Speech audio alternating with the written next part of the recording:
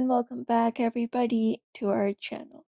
So if you guys are wondering how to send documents via WhatsApp and wanting to do so, in today's video we will be guiding you through the process. So let's just get started. You can start by opening up the WhatsApp application for that on your particular device, and you can open up a chat where you would like to attach the document into. So for example, this is the chat I would like to say. And once you open up the chat, what you can do is you can just go ahead and tap on the attachment icon, which should look like a paperclip located in the right of the message input field. Once you tap on it here, it will give you option to add different kind of files onto your chat. You can select the option for document from the menu that appears. And once you do so, here you will be finding different documents available.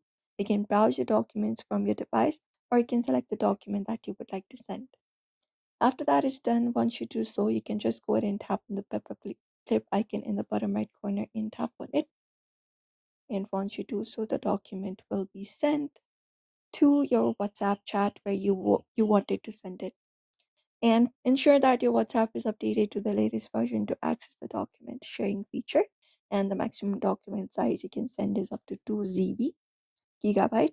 And if you need to send multiple images as a single file, you can compress them into a zip folder and send it via WhatsApp as a document.